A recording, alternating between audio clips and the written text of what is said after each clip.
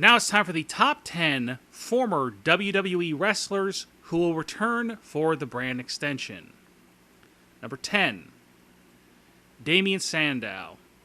Myself and many other people believe that Damien Sandow will return to the WWE for the brand extension.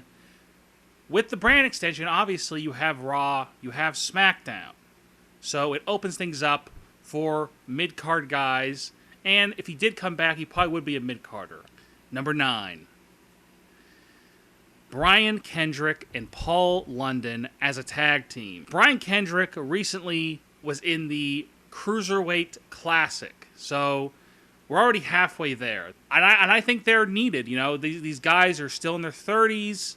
They, from what I've seen on the Independents and Brian Kendrick in TNA and Brian Kendrick in NXT and the Cruiserweight Classic, he seems to be still very good.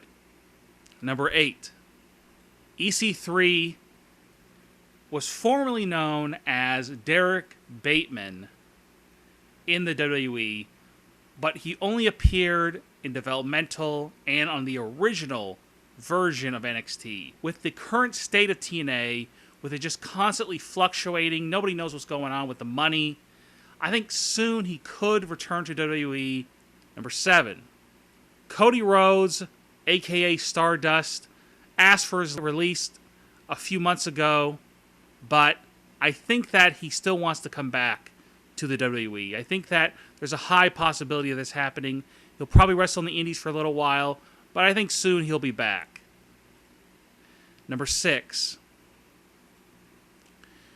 Drew Galloway is currently in TNA. Obviously, he's formerly known as Drew McIntyre in the WWE. He started out good. A lot of people didn't really think he deserved his push at the beginning.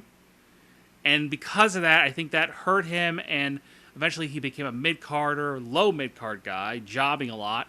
Eventually joined 3MB. Did not really work out for him. And he left WWE when he was, 27, 28 years old or something like that. And he's only about 30 now. So, and he's very good in TNA, and his promos are extremely good. Number 5, Rob Van Dam.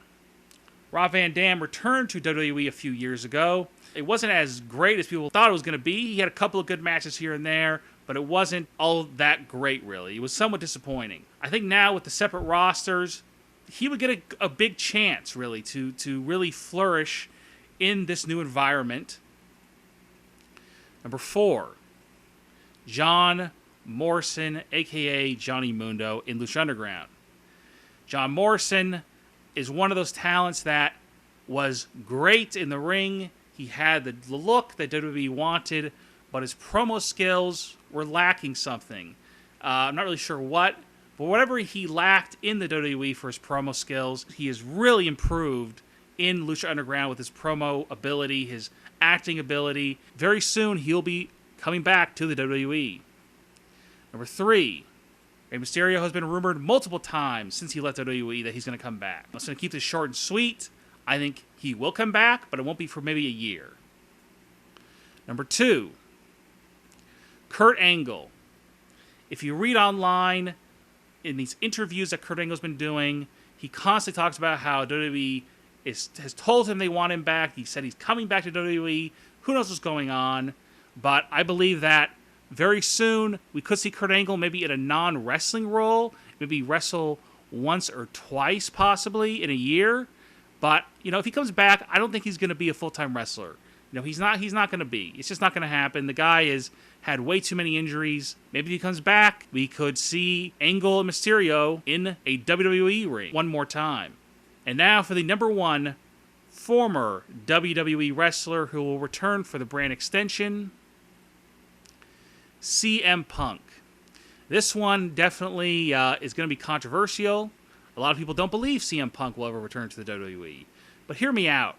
It may be a long shot, but time heals all wounds. We've seen tons of guys come back after bad things. If the money's right, and CM Punk is happy with the money that's given to him, he'll return. If he loses his first UFC fight, that's going to expedite the process. But at some point, He's going to come back, and the brand extension is going to help that. Before, when he was in WWE, he was playing second fiddle to John Cena.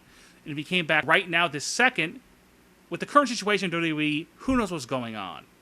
Roman Reigns, Dean Ambrose, Seth Rollins, the whole thing's up in the air. Who really is the top guy in the company right now? With a brand extension, this could really solidify his spot in the company.